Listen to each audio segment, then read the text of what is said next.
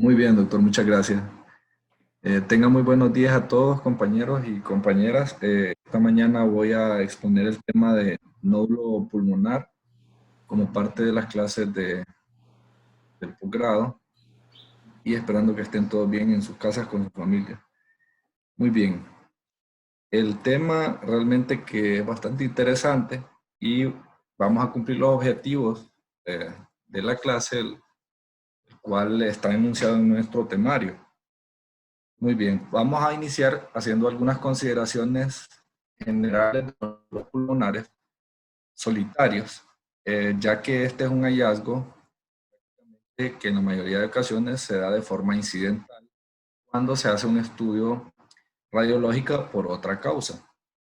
Muy bien, entonces los nódulos pulmonares se definen como aumentos de la densidad pulmonar focal que miden como máximo 3 centímetros de diámetro, porque las lesiones mayores serán consideradas masas. Es importante saber que en algunas bibliografías o en algunos estudios se ha dicho que hasta el 40% de estas lesiones podrían corresponder a lesiones malignas. Y es de ahí donde surge toda la gran importancia de este tema. Los cuatro parámetros que se consideran más útiles en la valoración de un nódulo pulmonar, recordaremos que son el tamaño, el cambio en este tamaño, la calcificación, las características de esta calcificación y la interfaz del nódulo con el parénquima. Y en cuanto al tamaño es importante recordar, creo que en la clase de Luis, él hacía énfasis en que se pueden medir de diferentes formas los nódulos.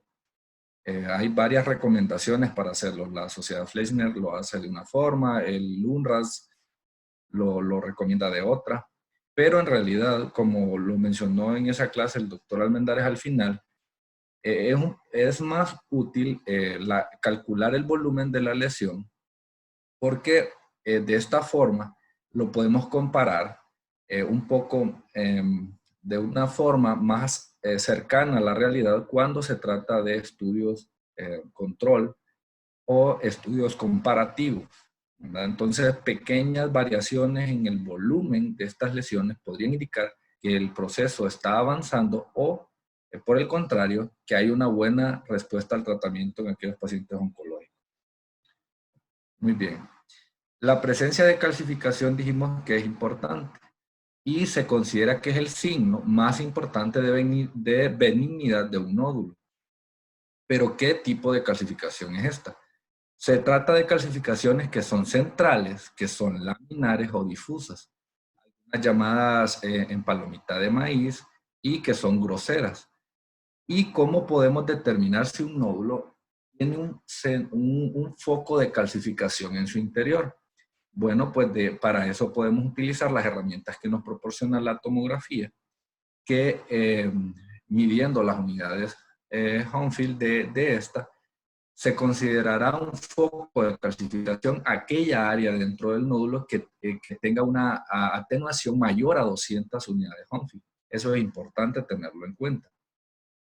Y estas características que están en esta tabla se consideran que indican que un nódulo es de características benignas.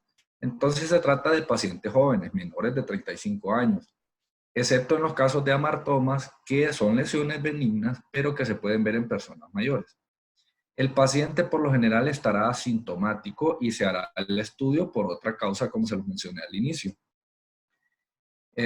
Puede tener antecedentes de exposición a tuberculosis, no tiene antecedentes de tabaquismo, los bordes de la lesión son lisos y no tiene un predominio en realidad por lóbulos del pulmón, sino que se da de forma aleatoria, excepto en los casos de tuberculosis, que estos nódulos son de etiología infecciosa, pero predominan los lóbulos superiores por la patogenia del agente infeccioso que la conocemos, que tiene predilección por esta zona.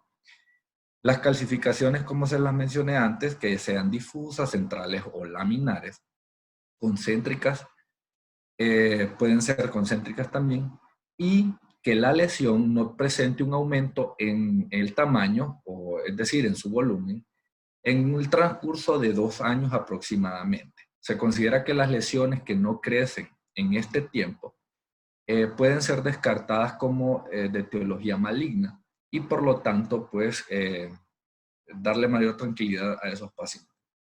La presencia de grasa también dentro del nódulo nos hace sospechar que se trata de un amartoma de etiología benigna, y también el refuerzo en los casos de que la tomografía se haga con medio de contraste, el refuerzo de estas lesiones no será mayor a 15 unidades Hounsfield. Eso es importante. Se dice que los nódulos malignos tienden a reforzar de 25 unidades Hounsfield en adelante. Muy bien. Hay características de los nódulos pulmonares que nos pueden orientar a que son malignos, y aquí están enunciadas. Por ejemplo, la presencia de broncograma o bronquiolograma aéreo dentro de la lesión se presenta con mayor frecuencia en los casos de carcinoma pulmonar. A estas áreas se le conocen como zonas tipo burbuja, que son degeneraciones como quísticas dentro del nódulo. Son pseudocavitaciones.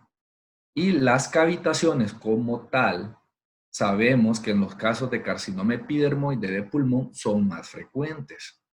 No quiere decir que los otros cánceres no podrían cavitar, pero con mayor frecuencia se ve en el carcinoma epidermoide de pulmón.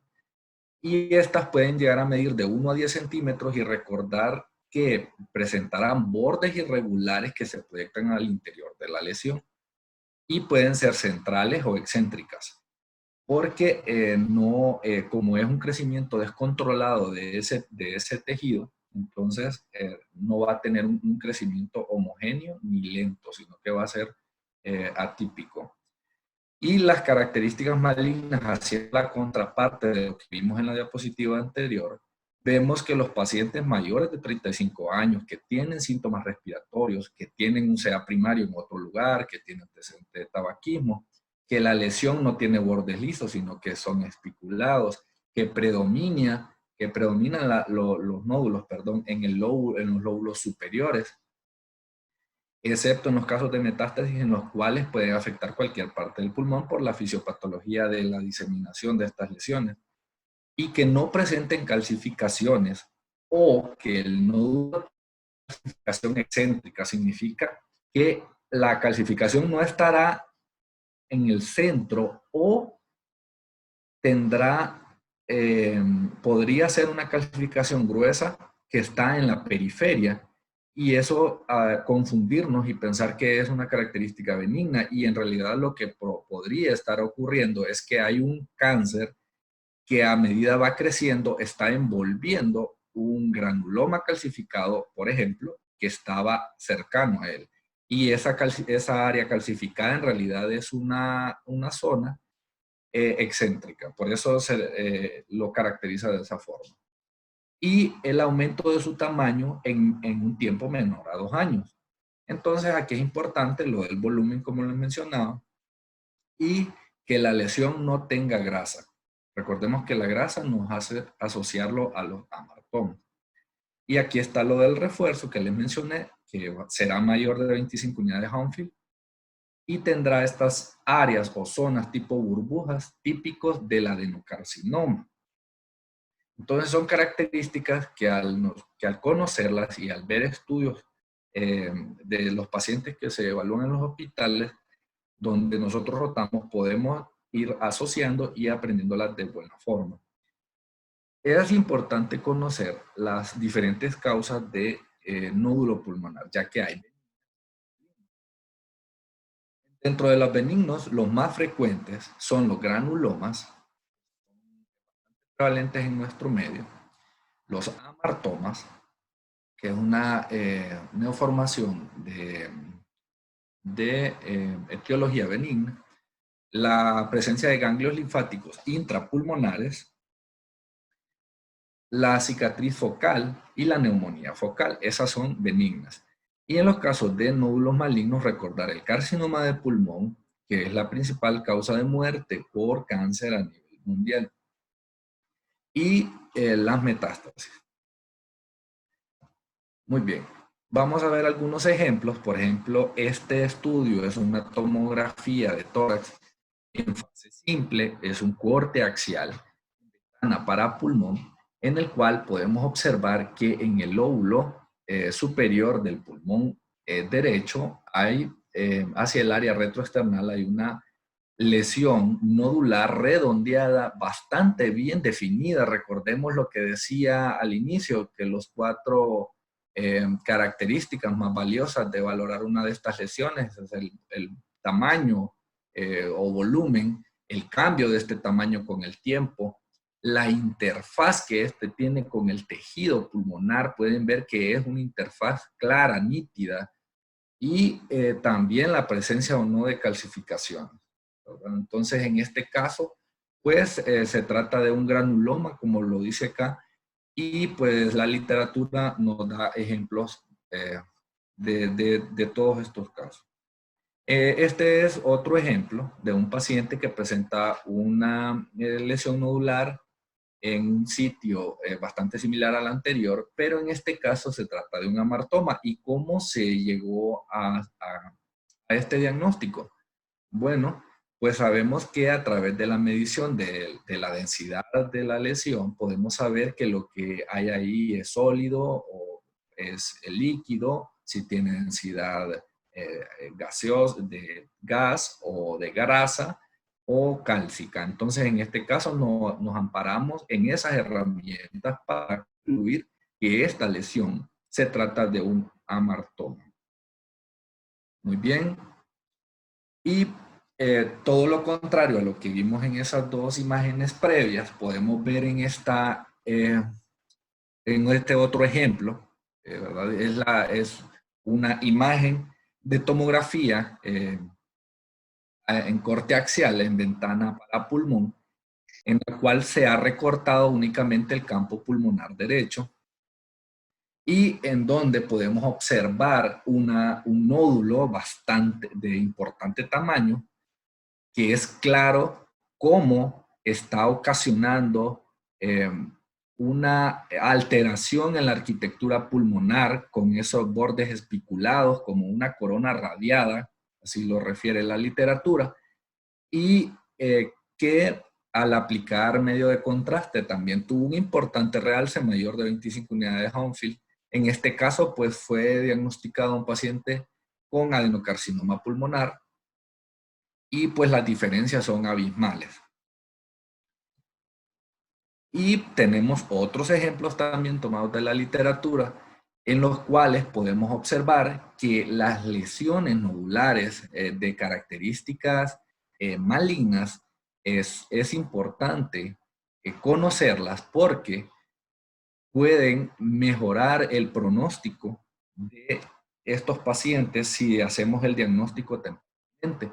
Y en este caso, pues tenemos a este paciente que presenta una lesión nodular en este examen, en esta tomografía de tórax, en la cual han hecho acercamientos del campo pulmonar derecho, donde podemos observar un nódulo que tiene lobulaciones en sus bordes, es bastante lobulado. Podemos ver que la flecha número 2 indica que tiene prolongación o espiculaciones, ¿verdad?, de sus bordes. Podemos ver el número 4 nos indica que dentro de la lesión podemos ver lo que mencionaba anteriormente como broncograma o broncograma aéreo dentro de la lesión. Y el número 3 en la parte inferior nos indica con las flechas cómo estas prolongaciones o espiculaciones está retrayendo incluso la pleura. Entonces podemos imaginarnos el enorme grado de proliferación celular que está ocurriendo ahí, que está alterando la anatomía pulmonar. En este caso, el paciente fue diagnosticado con carcinoma bronquiolo alveolar. Muy bien, podemos ver otro ejemplo de la literatura en el cual se utiliza otra modalidad, no solo la tomografía, pero aquí es bastante interesante cómo está la marcha diagnóstica en estas tres imágenes. Probablemente este paciente llegó por algún problema y se le hizo un estudio inicial, que a rayos X PA de tórax. Y las flechas nos señalan que hay un aumento de la radioopacidad pulmonar a nivel apical, bastante sutil, y hay que tener desarrollado el ojo y estar ejercitándose para poder detectar este tipo de lesiones tan inocentes, porque cuando se hace la tomografía de este paciente podemos observar que esta lesión no es tan insignificante como se pudo haber pensado, ya que se trata de un nódulo en el ápice pulmonar derecho, que no es tan grande, pero sus bordes son bastante espiculados, y ya con eso nos está dando alarma, o nos está dando una bandera roja de lo que podría tratarse. Y luego este paciente fue sometido a una tomografía por emisión de positrones, en el cual se observa que hay una hipercaptación de ese nódulo, lo que significa o se traduce a lo que se conoce como una alta tasa metabólica celular en ese sitio. Entonces, eso es una de las características de la neoplasia maligna, ¿no? Más adelante veremos la importancia del PET-CT en estos pacientes. Muy bien. Ahora vimos los casos y más o menos la caracterización de lo que son los nódulos pulmonares solitarios, pero también podemos encontrar a pacientes que no tienen un nódulo, sino que tienen múltiples. Entonces, es importante valorar estos puntos. Los nódulos pulmonares múltiples pueden ser causados por varias enfermedades, no solo metástasis, ya que puede ser también enfermedades infecciosas, pueden ser enfermedades reumatológicas, aquí, perdón, por el error de la O, y también otras enfermedades misceláneas que no están englobadas en las anteriores, como los amartomas, pueden haber varios, histiocytosis de Langerhans, neumoconiosis, recordemos las enfermedades por las partículas inorgánicas y orgánicas que hemos visto en las clases anteriores. Las malformaciones arteriovenosas también nos pueden dar múltiples nódulos pulmonares, y hay que tenerlas en cuenta. Y en sí, esta condición lo que nos dará es un patrón radiográfico en la cual habrán múltiples opacidades micronodulares, si son pequeñas, difusas. A estos le podemos llamar que es un patrón miliar, recordando lo que hace la tuberculosis miliar, ¿no? Pero también pueden haber tumoraciones más grandes, a los cuales se les denomina lesiones en balas de cañón. Y hemos visto algunos pacientes con estas características. Cuando las lesiones confluyen, y cuando estos nódulos confluyen, son pequeños, cada uno es pequeño, pero cuando el área en el cual confluyen superan los 5 centímetros, incluso pueden simular patrones alveolares. Entonces pueden confundir y creer que se trata de un proceso neumónico, una consolidación, y pasar por alto que se trate de un problema de estos que he mencionado anteriormente, principalmente la neoplasia. Son más numerosos los nódulos pulmonares múltiples en los lóbulos inferiores. Esto se debe a que la principal causa de nódulos pulmonares múltiples es la neoplasia, pero no es la única, como se nos mencionaba. Y al ser las metástasis la principal causa, la metástasis, al llegar al pulmón vía hematógena, sabemos que el pulmón tiene una mayor irrigación basal, por lo tanto, será en los lóbulos basales donde las metástasis serán más numerosas, pero estas pueden estar en cualquier parte del pulmón. Y tendrán la característica también de estar de localización subpleural.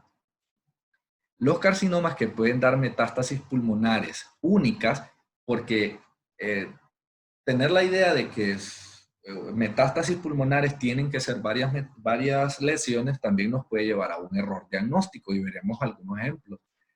Y aquí encontré que los cánceres de colon, testículo, riñón, mama, melanoma y sarcoma pueden manifestarse con metástasis pulmonares únicas. Entonces hay que tomar en cuenta esto.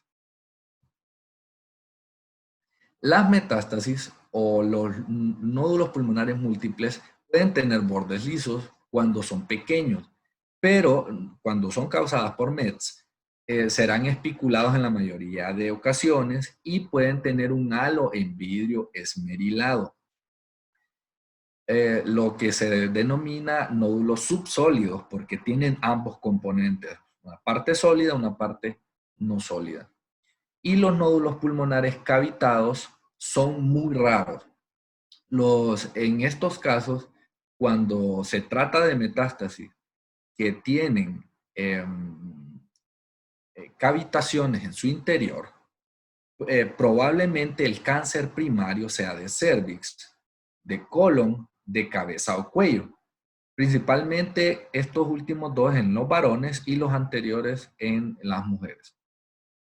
Las principales bacterias que ocasionan cavitación en los nódulos pulmonares puede tratarse de infección por Klebsiella pneumoniae, Streptococcus pneumoniae o Haemophilus influenza. Esos tres patógenos pueden provocar lesiones nodulares múltiples cavitadas.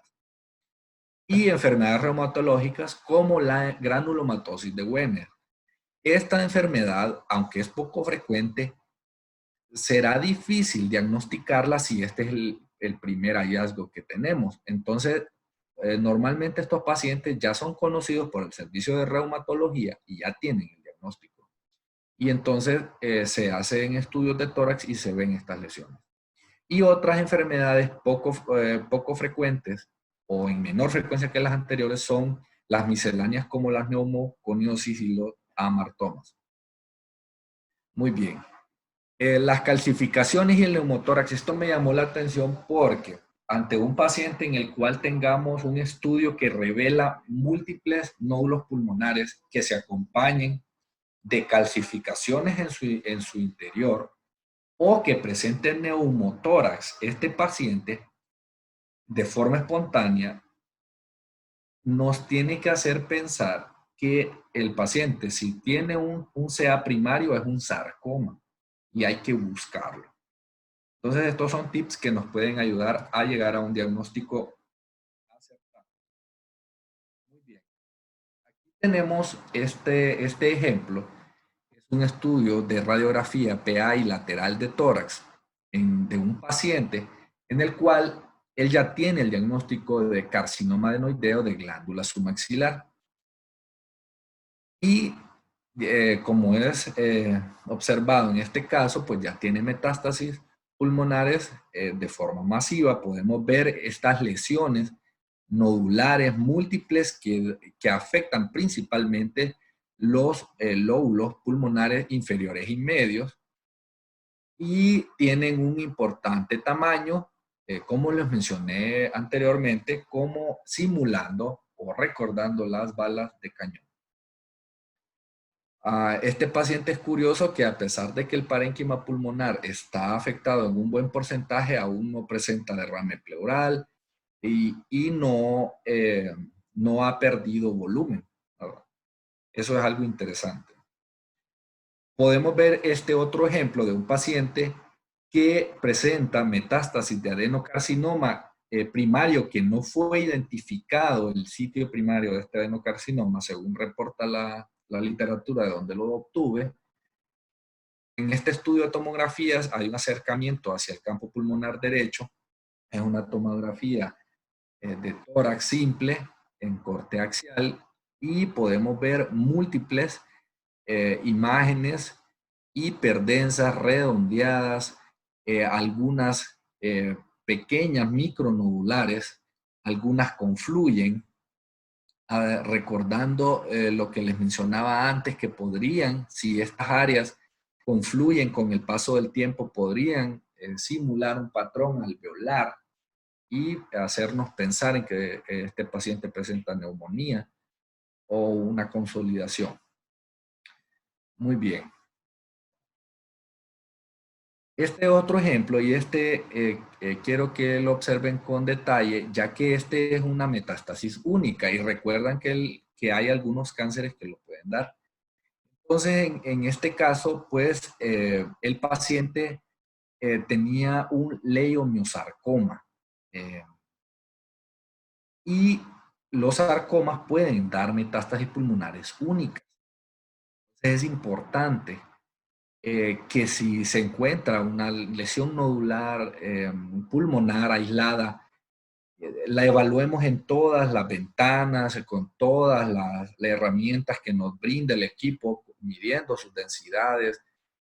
Si no quedamos satisfechos con los hallazgos, haciéndole control a estos estudios, ya que a estos pacientes, perdón, ya que como pueden ver en este caso, la literatura lo menciona que esta lesión probablemente pase como un granuloma no calcificado aún en un paciente que está asintomático de su parte respiratoria y quizás el cáncer originario de esta lesión no ha sido detectado aún. Él quizás llegó por otra cosa.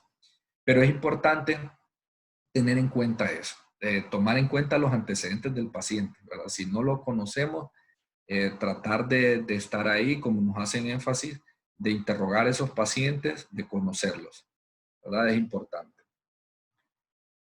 Y este otro ejemplo, tomado también de la literatura, en el cual podemos ver a una paciente que ya tiene el diagnóstico de granulomatosis de Wegener y en la cual se observan múltiples nódulos pulmonares cavitados. Entonces, este es otro ejemplo de lo que estábamos explicando anteriormente.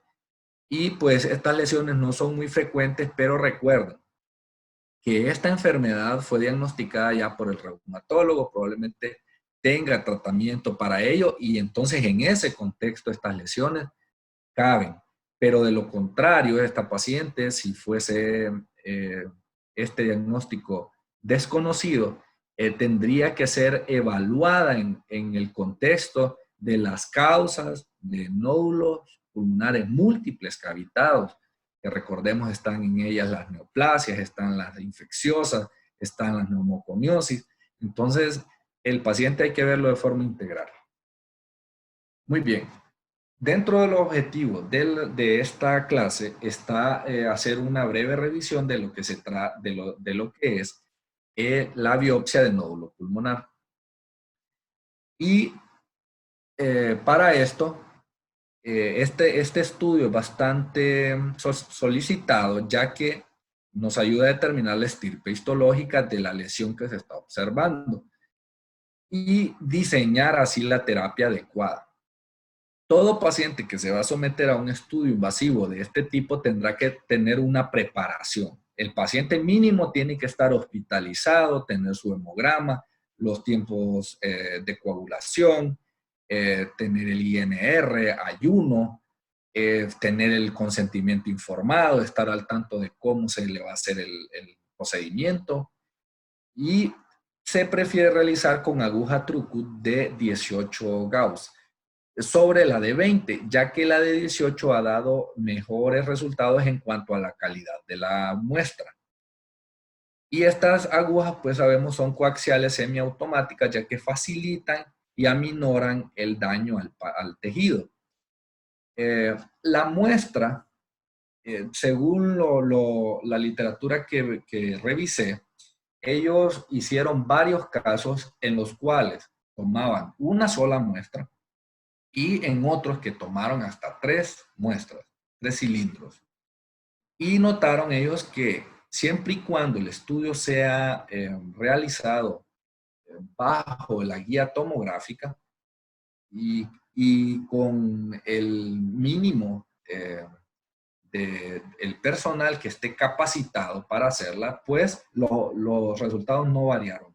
Fueron muestras válidas.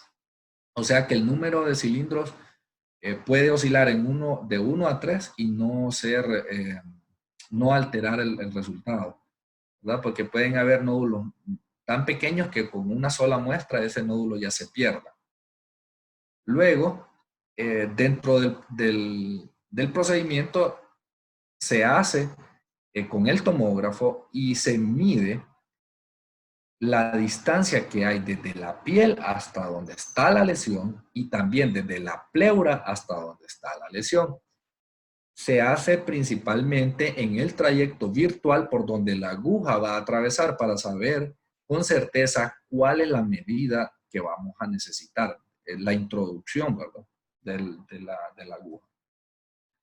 ¿Qué complicaciones se pueden dar de este procedimiento, ya que es un procedimiento invasivo? Con mayor frecuencia neumotórax, podemos ver en 21%, hemorragia pulmonar en 12%, hemoptisis 5% y hemotórax en 2%.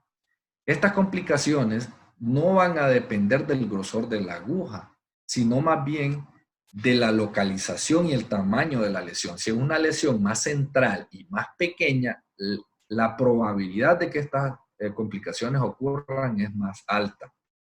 Y aquí tenemos unos ejemplos en el cual a un paciente se le realizó un procedimiento de biopsia de esta lesión en el pulmón izquierdo, en el cual se ocasionó un neumotórax.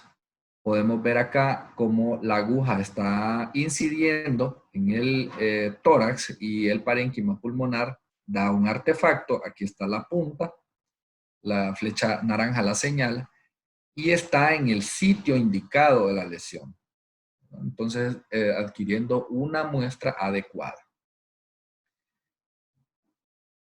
En este caso podemos ver que lo que presentó el paciente fue hemorragia y la flecha amarilla nos señala que aquí está el disparador de la aguja y este acercamiento nos hace ver que la punta de la aguja llega hasta esta porción acá donde está la lesión. Esta es la lesión original, aquí está el artefacto de la aguja. Las flechas azules nos señalan la lesión y las flechas rojas nos señalan el área de hemorragia, la cual se observa como vidrio despulido en la tomografía. Bien, otro de los objetivos de la clase es mencionar el papel que tiene el PET-CT en los casos de los pacientes con pulmonar, principalmente neoplásica. Pues este estudio es un estudio especial en el cual se combina tanto la tomografía por emisión de positrones, que vimos un ejemplo anteriormente, tiene la gran ventaja que indica sitios metabólicamente activos de manera aumentada. Pero el detalle anatómico que dan no es bueno, porque si ustedes vieron, son imágenes, por decirlo así, pixeleadas. No sabemos en sí, esa imagen nos la ponen en un lugar y no sabemos a veces ni siquiera qué órgano es. Pero al combinarlo con la tomografía computarizada, que es el estudio que le aporta todo el detalle anatómico al PET-CT, entonces al combinarlos nos da una poderosa herramienta. Entonces es lo que se dice acá y se menciona que este estudio se reserva para nódulos sospechosos que son mayores de 7 milímetros.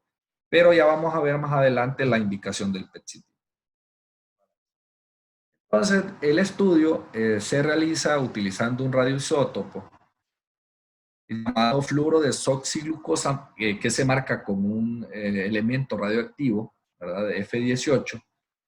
Esta glucosa entra a las células y nos indica qué sitios son los que están. Entonces, las células que tengan un metabolismo más alto van a demandar más glucosa, por lo tanto van a ser los lugares donde el fármaco va a ser acumulado. Con excepción del cerebro, donde este fármaco sí es captado por el parénquima cerebral normal. Entonces, en esos casos, sí se prefiere el estudio de resonancia cerebral o tomografía, ambas con contraste. Bien, no es específico, y no es específico porque procesos inflamatorios, la telectasia, la presencia de grasa parda, la fibrosis o demosplasia, pueden captar el fármaco y no necesariamente eso va a indicar áreas donde hay neoplasia.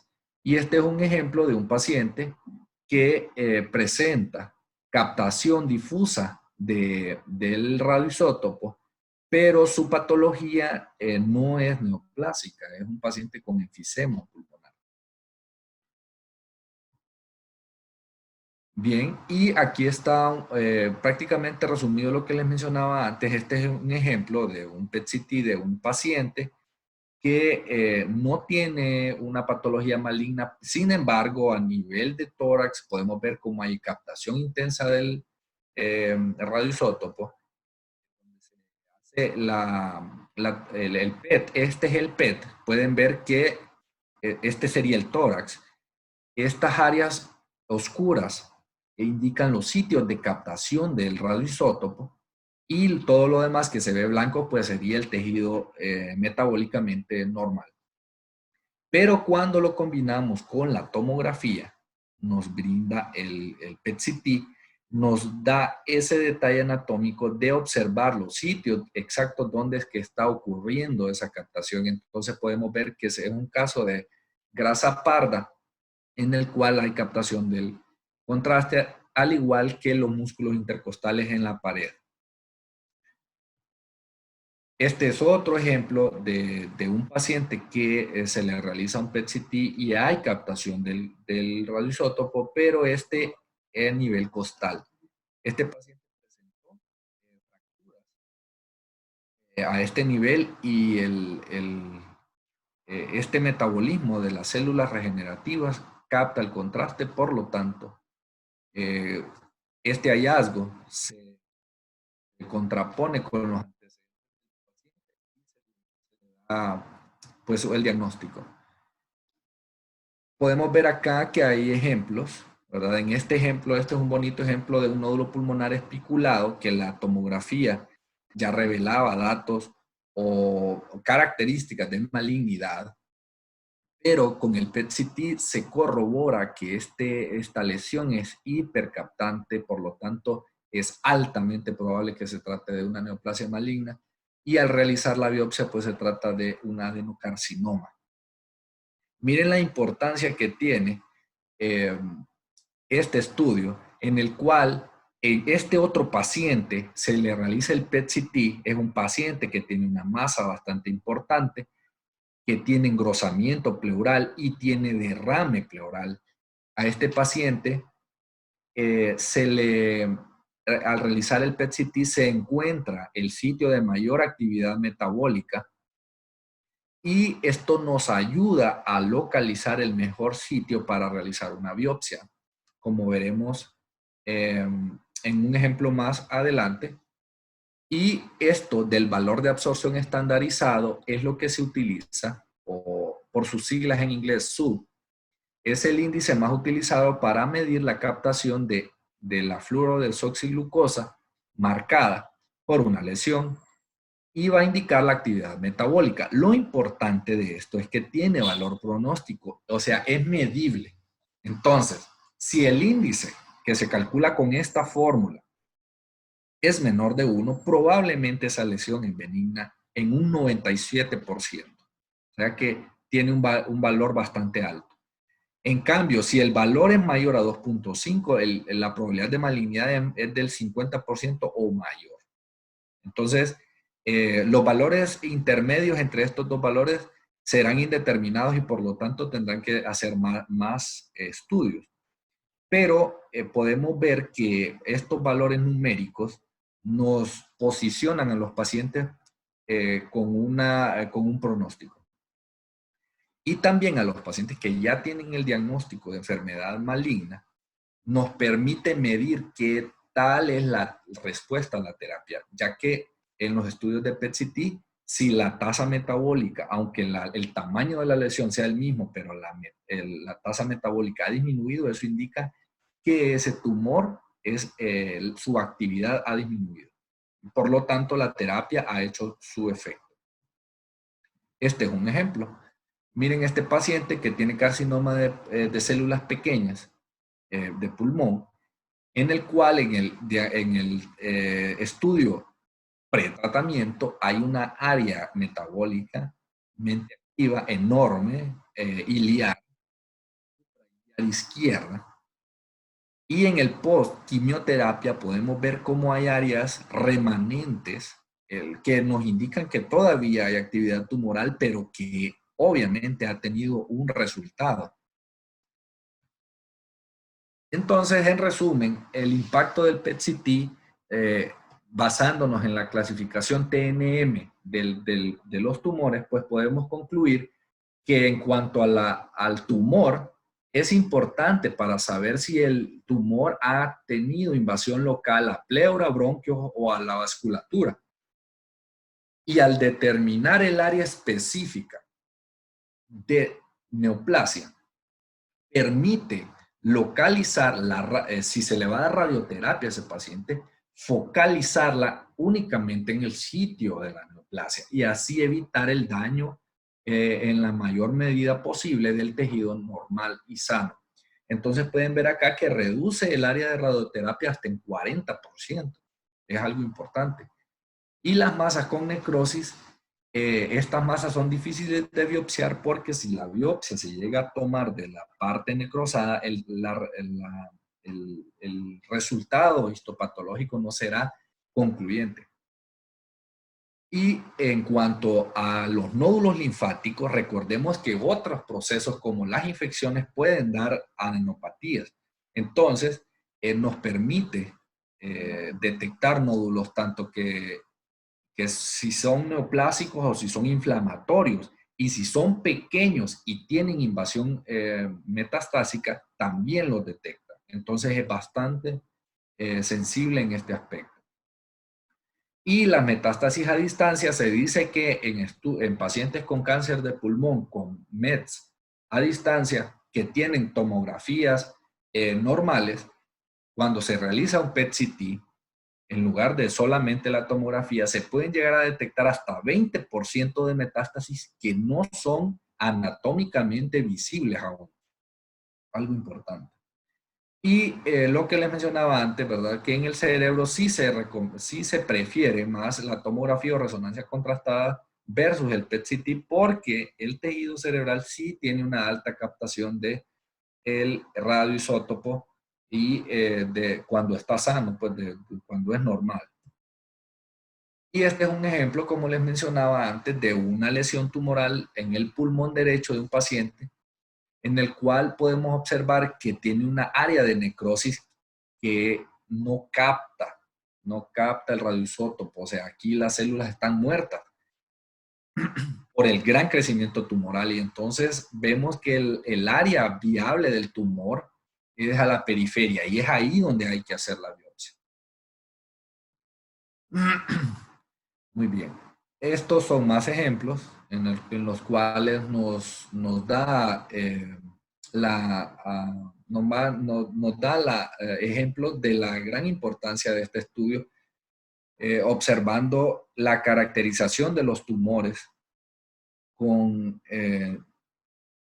brindándonos el área bastante delimitada de donde está afectado. Y no solo eso, sino que nos permite ver la diseminación a ganglios, ¿no? Que el TNM pues considera todos estos parámetros. Y lo mencionaba Lorenzo en una de las clases que sería bueno empezar a reportar, ¿verdad? Los estudios utilizando este tipo de clasificaciones y tal vez algún día tenemos el acceso a este tipo de modalidad porque es bastante útil. Muy bien. Podemos ver acá, este es un ejemplo bastante bonito en cuanto al SUB o el índice de absorción. Este es un paciente que tiene un nódulo pulmonar sospechoso, es espiculado, capta el radioisótopo, prácticamente es una neoplasia maligna, pero también, como se le hace un estudio prácticamente completo, se detecta que a nivel de suprarrenal izquierda tiene una lesión también, un nódulo de importante tamaño, pero al hacer el PET-CT vemos que es hipocaptante, solamente captó 2,4 y podemos recordar que 2,4 está en el rango indeterminado. En cambio, el nódulo pulmonar llegó a 17,5, prácticamente nos está diciendo que es maligno. Y lo interesante de esto es que cuando este paciente se intervino quirúrgicamente en el mismo tiempo quirúrgico se hicieron las dos extracciones de las dos lesiones y este fue una lesión maligna y este fue un adenoma, o sea, algo benigno. Entonces el PET-CT tiene ese gran valor. Y para terminar, esto no está en los objetivos de la clase, pero quiero mencionarlo ya que se basa en pulmonares y es el screening de cáncer de pulmón. En nuestro país no lo tenemos implementado y es uno de los temas de investigación, pero por ejemplo, esta bibliografía se basa en lo que se hace en los Estados Unidos y los criterios de inclusión que ellos utilizan son pacientes fumadores. El índice de fumar son 30 paquetes o más al año, que dejaron de fumar por no menos de 15 años, que son mayores de 55 años y que el paciente está asintomático. Entonces, para que alguien entre al screening de cáncer de pulmón, tiene que cumplir estos parámetros. A nadie le hacen screening si no los cumple. Si no es fumador, no le hacen. Si tiene síntomas, ya no le hacen screening, le hacen un estudio, pero probablemente de otro tipo, orientado ya a buscar la causa. Muy bien. Entonces, el protocolo de la tomografía para el screening de cáncer de pulmón se trata de una tomografía de dosis baja. Como pueden ver aquí, la dosis efectiva media es menor a 1.5 milisievert cuando una tomografía de tórax completa puede llegar a 6 u 8. Y el tomógrafo debe ser multidetector mínimo de 16 cortes. La mayoría de tomógrafos en la actualidad cumplen este requisito. Los cortes deben ser de 1.25 milímetros o menos, como lo mencioné al inicio de la plática, y se hace sin contraste. Las tomografías de screening son sin contraste, a menos que el radiólogo al momento de ver el estudio crea que amerite la aplicación de contraste. Se adquiere en inspiración completa desde los vértices pulmonares hasta las bases. Muy bien, y estas son algunas características que ya las mencionamos anteriormente al momento de describir los nódulos en el screening. ¿Y qué es lo que se necesita? Pues describir la medida, que lo más importante es el volumen.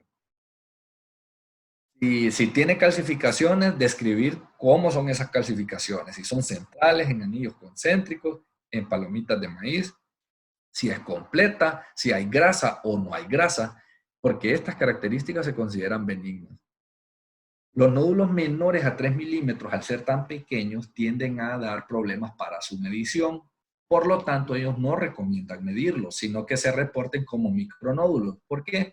Porque digamos que vengo yo y reporto que hay un micronódulo de 2 milímetros. Pero por alguna razón al paciente se le hace un estudio tomográfico control en 3 o 6 meses y viene alguien y mide ese mismo micronódulo y como son tan chiquitos, él opina que mide 3 milímetros. Entonces ese aumento en el volumen puede dar falsos positivos o hacernos errar. Entonces no se recomienda la medición de esto. Y los nódulos subsólidos, hay que recordar que lo más importante es medir el componente sólido. Ya veremos en el URRAS cuáles son las medidas que ellos toman para irlos categorizando. Y también se reporta el diámetro total, o sea, la suma del diámetro de la parte sólida y la no sólida.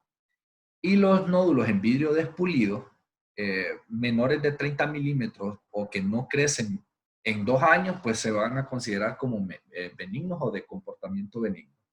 Y en general, para valorar como significativo el aumento de tamaño, se dice que debe haber un crecimiento al menos de 1.5 milímetros, porque esto, como es al cuadrado por el volumen, entonces significaría un crecimiento importante.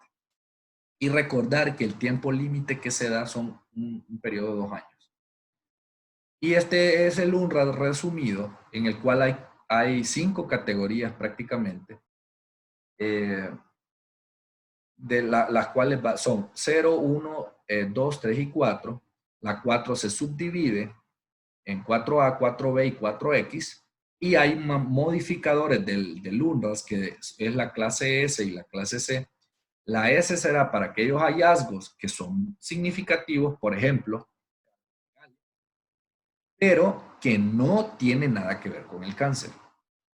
Y la categoría C para un paciente que tuvo cáncer de pulmón, se curó de ese cáncer de pulmón y por algún motivo se le hace un estudio de screening en el futuro.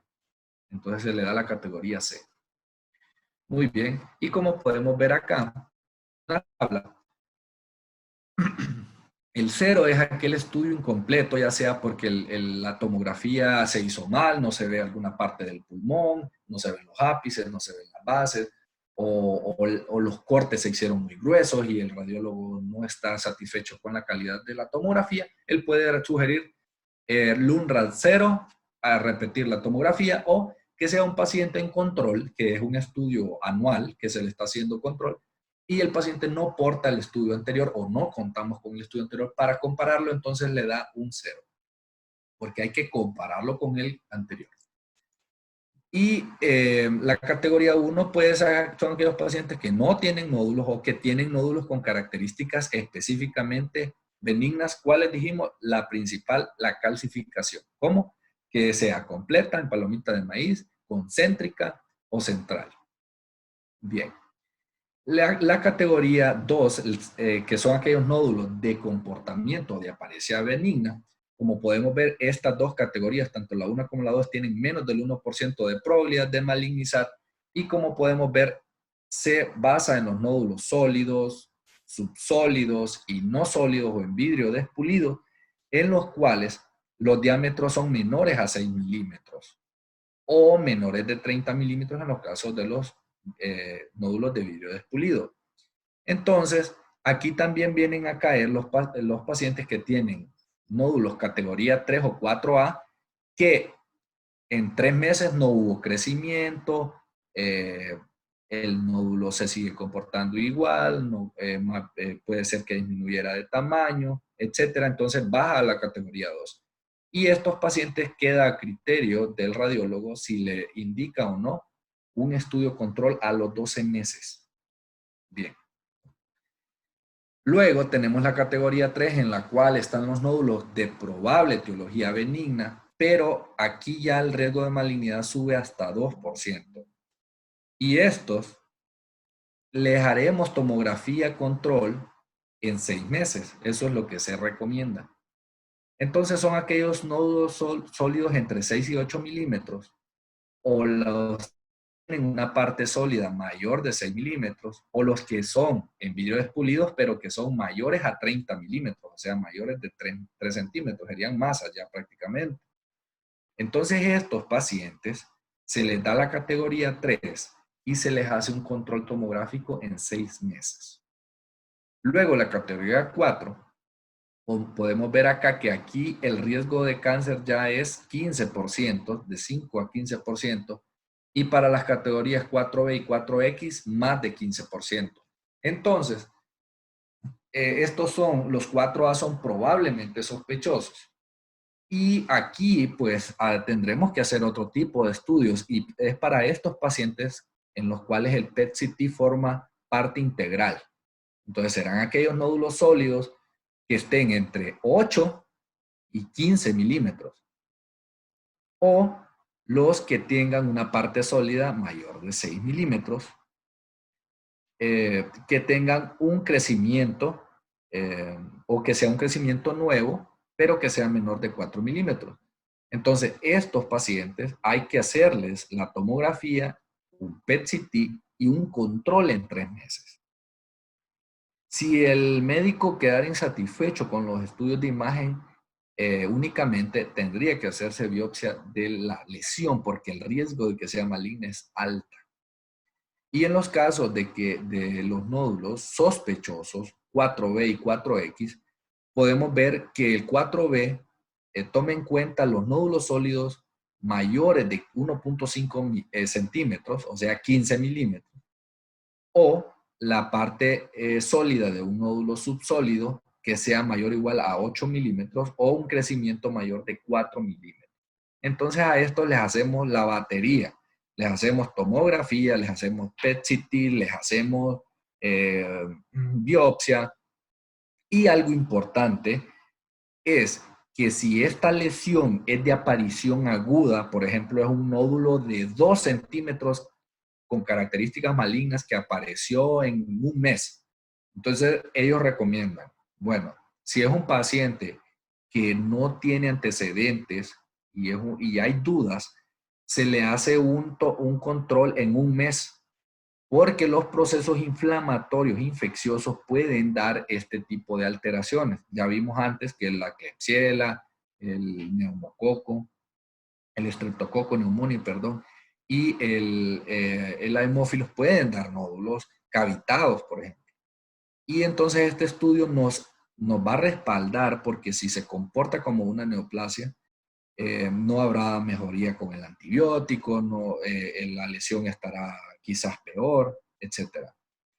Y el 4X será siempre un nódulo sospechoso que se acompañe de otro hallazgo que sí indique cáncer, como derrame pleural, engrosamiento pleural, nódulos linfáticos, mediastínicos, etcétera, etcétera, metástasis a distancia, etcétera. Muy bien. Y como podemos ver acá, el modificador ese decíamos que son aquellos hallazgos no asociados al cáncer, pero que sí tienen significancia, como calcificación de las arterias coronarias, cardiomegalia, que el paciente porte un marcapasos, etcétera. Y pueden ver acá cómo el UNRAS eh, eh, toma en cuenta el volumen, ¿verdad? Milímetros cúbicos, pues es la unidad. Y tener en cuenta eso. Y esto es un modelo de informe para screening de cáncer de pulmón, de la tomografía de cáncer de screening, cáncer de pulmón. Por lo tanto, este tipo de estudio no se va a hacer a todas las tomografías de tórax, porque si no, no tendría sentido, ya que es un estudio que tendrá que llevar especificado si es el estudio inicial, si es el screening anual o si es un seguimiento más corto, de 6 meses, 3 meses o un mes. Si hay estudios previos, de qué fecha son, qué tipo de estudio se hizo, si se hizo una de dosis bajas o una tomografía estándar, por qué fue estándar. El informe pues dirá si hay nódulos pulmonares, sí o no, el número de nódulos, las características de estos nódulos. Y algo importante es caracterizar cada uno de ellos. Por ejemplo, nódulo 1, la localización, si es central, periférico, la distancia entre la pleura, hacia la pleura, perdón, el diámetro máximo o el volumen, la densidad, los contornos, la evolución y el diagnóstico de presunción, si es benigno, maligno, indeterminado. Pónganle que es un paciente que tiene 10 nódulos, entonces esta tomografía es para screening. Hacer esto con los 10 nódulos. Otros hallazgos asociados, describir el parénquima pulmonar, el mediastino, la pleura, lo que se visualice de abdomen, las estructuras óseas y en conclusión, si se le dará, qué clasificación del LURRAL se le da, si es 0, 1, 2, 3, 4A, 4B, 4X, y si amerita seguimiento sí o no, o si amerita PET-CT, o si amerita estudio histopatológico. Muy bien, esto es la bibliografía que revisé. Disculpen, que pues esperemos salir al campo dentro de poco, ¿verdad? Que el COVID nos lo permite.